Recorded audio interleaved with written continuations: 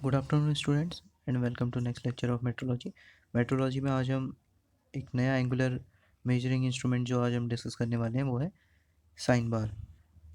इससे पिछली वीडियोस में हमने बीवल प्रोटेक्टर डिस्कस करे थे। अलग अलग तरह के बीवल प्रोटेक्टर होते हैं और आज हम जो डिस्कस करेंगे वो है साइन बार। कि साइन बार का यूज़ हम किस तरीके से करते हैं, साइन बार होता क्या है, एंगल मेजरमेंट में ये किस तरीके से हेल्पफुल होता है, ये सारी चीज़ें हम डिस्कस करेंगे। उसका कंस्ट्रक्शन, उसका प्रिंसिपल ऑफ वर्किंग। ठीक है, तो चलिए शुरुआत करते हैं। Sine bar is use as a precise angle measuring instrument, यानी कि एक सूक्ष्म मापी यंत्र है जिससे हम कोई भी कोणीय मापन कर सकते हैं। यानी कि एंगल मेजरमेंट करने के लिए इस इंस्ट्रूमेंट का यूज़ किया जाता है और ये एंगल को बहुत ही एक्यूरेटली मेजर करता है। ठीक है, वेरी एक्यूरेटली। इसका इस्तेमाल हम किसी वर्क पीस के सही अलाइनमेंट के लिए भी कर सकते हैं और किसी वर्क पीस के एंगल को फाइंड आउट करने के लिए भी हम इसका इस्तेमाल कर सकते हैं। जिस मेटल का ये बना रहता है वो क्या होता है, हाई कार्बन स्टील या फिर high chromium corrosion resistant steel. क्या गई, हाई कार्बन स्टील या फिर high chromium corrosion resistant steel, ये उसका बना रहता है जिससे ये जंग रोधी होता है और ये इसकी जो सरफेस होती है उसे फिर हार्ड कर दिया जाता है ताकि कोई भी चीज़ों से उसकी सरफेस ख़राब ना हो, डस्ट से या फिर जो भी हम रेगुलर उसे यूज़ कर रहे हैं, जिससे उसकी एक्यूरेसी बरकरार रहे। ठीक है ना, और उसे हार्ड कर दिया जाएगा।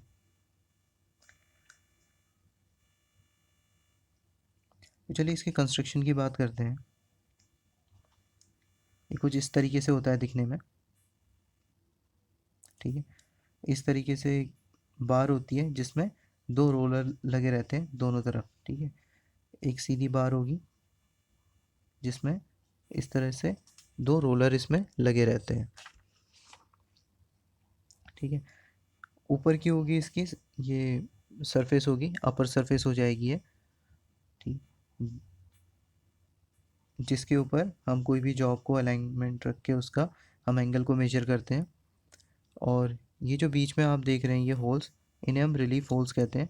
इनका काम ये रहता है कि जो साइन बार का जो एक्स्ट्रा वेट है उसे रिलीज़ करने के लिए यहाँ पे होल्स बनाए रहते हैं ताकि जो साइन बार है वो ज़्यादा भारी ना हो और वो हल्की रहे, जिससे हम आसानी से उसका यूज़ कर सकें। ठीक है, इसका काम यही होता है और ज़्यादा कुछ नहीं। और दो रोलर हो गए इसमें जो सेम डायमीटर के होते हैं, दोनों का जो डाया होगा वो सेम रहेगा। और इनकी जो एक्सेस होती है, ठीक है ना, ये इसकी एक्सेस और इसकी एक्सेस, ये दोनों की एक्सेस क्या रहेगी, पैरेलल रहेगी, एक दूसरे के पैरेलल रहेंगे ये। और अपर सरफेस से भी जो इसकी दूरी रहेगी वो इधर से भी और इधर से भी दोनों रोलरों की जो दूरी रहेगी वो समान रहती है। दूसरा चीज़ जो हम इसका जो डिस्क्रिप्शन देंगे, कि जो भी हम डिस्क्राइब करेंगे और इसकी जो भी हम लेंथ नापते हैं वो इन दोनों के सेंटर से लेंथ नापते हैं। जो रोलर देख रहे हैं आप, इसका जो सेंटर होगा और इसका जो सेंटर होगा, इन दोनों की बीच की दूरी को हम एल बोलेंगे। और ये अलग अलग लेंथ में अवेलेबल होते हैं, जैसे 100 mm हो गया, 200 mm हो गया, 250 या 300 mm। तो इस तरीके से मार्केट में अलग अलग साइजेस की ये साइन बार अवेलेबल होती हैं और इसी के अकॉर्डिंग इनका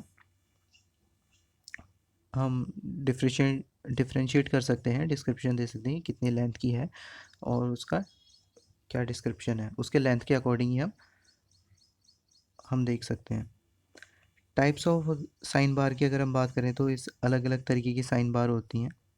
ठीक है, कुछ इस तरीके की होती हैं, कुछ ऐसी होती हैं, कुछ ऐसी। ये जो है ये सिंपल वाली है, ये वाली, ये सिंपल वाली हो गई और एक इस तरीके की हो गई। तो बहुत सारी तरीके की साइन बार होती हैं, जैसा हमारा वर्क पीस रहेगा उसके अकॉर्डिंग हम अपने साइन बार को यूज़ करते हैं। ठीक है, अब हम बात करते हैं इसके प्रिंसिपल की, किस सिद्धांत पे कार्य करती है। ठीक है, the principle of operation of sine bar is based on the law of trigonometry, यानी कि ट्रिग्नोमेट्री के सिद्धांत पर ही कार्य करती है। जैसे ट्रिग्नोमेट्री में आपने देखा होगा, यह हाइपोटेन्यूस रहती है, यह परपेंडिकुलर रहता है और ये बेस रहता है। यहाँ पे थीटा एंगल होता है और ये राइट एंगल होता है, ठीक है। तो इसी तरीके से ये भी एक ट्राइंगल का कंस्ट्रक्शन करेंगे। जब भी हम किसी भी चीज़ का मेजरमेंट करेंगे तो हम साइन बार को इस तरीके से अलाइनमेंट करेंगे कि वो एक ट्राइंगल का फॉर्म बनाए। जैसे कि आप यहाँ पे देख सकते हैं, एक ट्राइंगल का फॉर्मेशन हो रहा है और इस एंगल को हमें मेजर करना होता है, और यही एंगल क्या होता है, ये एंगल और ये एंगल दोनों का एंगल सेम रहेगा, ठीक है ना। जितना अलाइनमेंट ये एंगल का है, उतना ही अलाइनमेंट ये जो जॉब की हम सरफेस को मेजर कर रहे हैं, उतना ही अलाइनमेंट इसका भी रहेगा। ये जो ब्लू कलर का आप देख रहे हैं, ये हमारा जॉब का सरफेस है, ये हमारी जॉब है, और इसका हमें एंगल मेजर करना है कि कितने एंगल पे ये इंक्लिनेशन है इसका। तो इस एंगल को मेजर करने के लिए हम इस तरीके से हम इस्तेमाल करते हैं, और इसका इस्तेमाल जब भी हम करेंगे तो ये स्लिप गेजेस यूज़ करते हैं हम। बहुत सारे स्लिप गेजेस हमने पढ़े थे पिछले यूनिट में। स्लिप गेजेस क्या होते हैं, जिन्हें हम जॉनसन गेजेस या फिर गेज ब्लॉक्स भी कहते हैं। तो एक तरह से बहुत सारे ब्लॉक्स होते हैं अलग अलग लेंथ के, अलग अलग उसके, जिनको हम यूज़ करके उनको कंबाइन करके उसका यूज़ करते हैं साइन बार में, ठीक है। तो चलिए बात करते हैं इसमें, इसका प्रिंसिपल देख रहे थे हम। इसके एक रोलर को तो क्या करते हैं हम साइन बार में सरफेस प्लेट पर फिक्स कर देंगे, या फिर हो सकता है इस सरफेस पे फिक्स ना करने के बजाय हम इसके नीचे भी बहुत सारे गेजेस यूज़ कर सकते हैं, जो स्लिप गेजेस यूज़ कर सकते हैं। अगर ये जॉब है, जॉब अगर हमें सरफेस से थोड़ा सा ऊपर उठाना है इसकी तरफ को, और जॉब हमारा यहाँ पे फिक्स्ड है, तो हमें क्या करना पड़ेगा, इस साइन बार को ऊपर की तरफ शिफ्ट करना पड़ेगा। उसके लिए हम यहाँ पे भी इस तरीके से बहुत सारे गेजेस का इस्तेमाल कर सकते हैं। जैसे यहाँ पे आप देख सकते हैं, दोनों तरफ पे हमने क्या करा है, स्लिप गेजेस का यूज़ करा है। यहाँ पे इधर भी स्लिप गेजेस का यूज़ करा है, इधर भी स्लिप गेजेस का यूज़ करा है।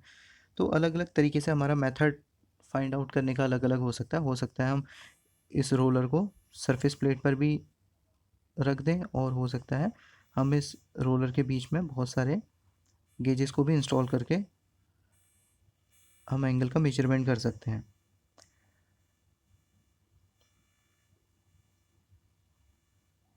तो जैसे कि आपको ट्रिग्नोमेट्री में आपने पढ़ा होगा, साइन थीटा क्या होता है,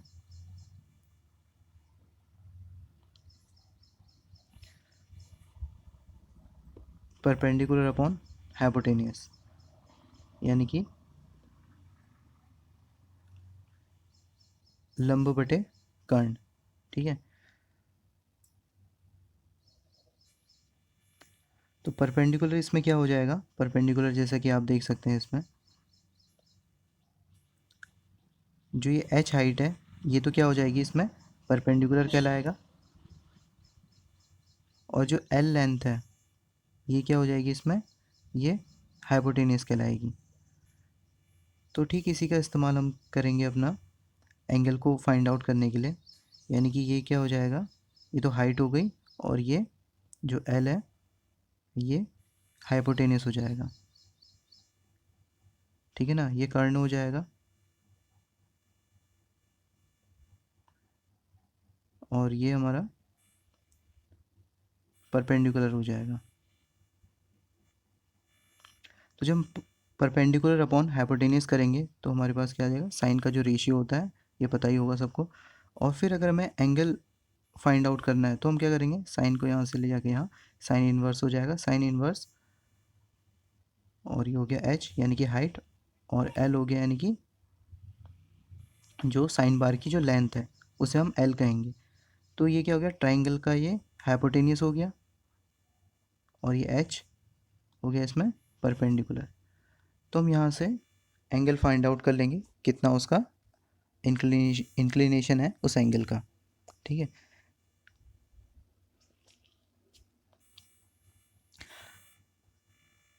तो यहाँ पे हमारे पास स्मॉल कंपोनेंट दे रखा है। अगर हमारे पास कोई स्मॉल कंपोनेंट है तो इस तरीके से हम उसमें अरेंजमेंट कर सकते हैं।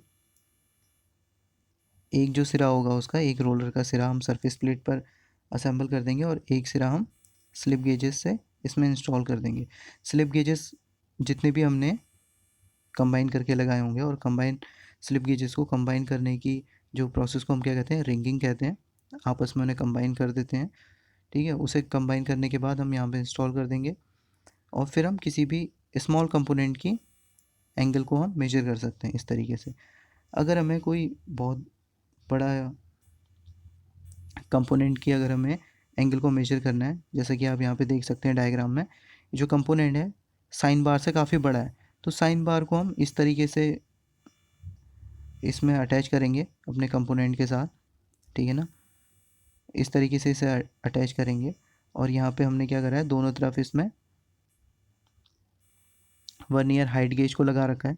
और वर्नियर हाइट गेज का जो एक सिरा है हमने यहाँ पे हाइट को मेजर करने के लिए लगाया है। एक तरफ से हम h1 हाइट मेजर कर लेंगे, एक तरफ से हम h2 हाइट मेजर कर लेंगे। तो दोनों हम हाइट मेजर कर लेंगे, h1 और h2,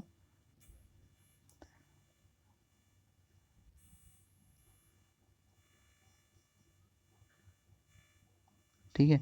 और दोनों h1 और h2 हाइट मेजर करने के बाद क्या करेंगे, यहाँ पे जो हमारा एंगल है साइन थीटा जो निकलेगा या साइन अल्फ़ा जो निकलेगा, h2 माइनस h1 हम करेंगे, जो भी हाइट ज़्यादा होगी उसमें से माइनस करके हम l यानी कि जो हमारी हाइपोटेनियस है, जो साइन बार की जो लेंथ है, उससे हम डिवाइड कर देंगे। तो हमारे पास यहाँ सीधे सीधे जो एक्सप्रेशन निकल आएगा वो ये फाइनल एक्सप्रेशन निकल आएगा, जिससे हम उस अल्फ़ा एंगल को या थीटा एंगल जो भी हमने लिया है हम उसे मेजर कर सकते हैं। किसी भी बड़े कंपोनेंट का अगर हमें एंगल फाइंड आउट करना है, ठीक है। तो इस तरीके से हम किसी भी छोटे या बड़े कंपोनेंट का एंगल फाइंड आउट कर सकते हैं। दोनों के अलग अलग मेथड हैं, ठीक है। अब हम बात करते हैं इसमें इसके सोर्सेस ऑफ एरर की, कि क्या क्या इसमें एरर आ सकते हैं, ठीक है। पहला तो हो गया इसमें एरर कि डिस्टेंस, जो रोलर के बीच में जो डिस्टेंस है, जो दोनों रोलर हैं साइन बार में लगे हुए, अगर उनके बीच में डिस्टेंस अगर सही नहीं है, अगर उनके डिस्टेंस में कोई गड़बड़ है और वो ख़राब हो गई हैं, तो उस वजह से एरर आ सकता है। सेकंड एरर हो गया उसके रोलरों के साइज में अगर अंतर है। थर्ड हो गया अगर उनके जो एक्सेस हैं वो पैरेलल नहीं है ना। इस तरीके से जो दोनों रोलर हैं, सिलेंड्रिकल रोलर हैं, उनकी अगर एक्सेस में मिसअलाइनमेंट है एक दूसरे से, तो भी क्या हो सकते हैं, एरर आ सकते हैं। सरफेस अगर उसकी फ्लैट नहीं है इसलिए भी, और पैरेलल नहीं है उनकी सरफेसेस, जो गेज सरफेस है और उनकी जो रोलर के एक्सेस हैं, उस वजह से भी एरर आ सकते हैं। Proper setting of the instrument, proper setting नहीं है इंस्ट्रूमेंट की, वर्क पीस अगर क्लीन नहीं है, तो इस वजह से भी इनएक्यूरेट रीडिंग्स और रिजल्ट्स हमें देखने को मिल सकते हैं। नेक्स्ट हम बात करते हैं limitations of sine bar. Sine bar की क्या क्या लिमिटेशंस होती हैं। पहले इसकी लिमिटेशन है, sign bar is not use for angle more than 45 degree, यानी कि 45 डिग्री से ज़्यादा हम इस्तेमाल नहीं करते हैं, और अगर हम करते हैं तो हमें जो इसके रिज़ल्ट में उतने मतलब एक्यूरेसी नहीं दिखाई देती है, हमें बहुत सारे इसमें एरर दिखने को मिलते हैं। इसलिए हम 45 डिग्री से ज़्यादा हम इसे यूज़ नहीं करते हैं।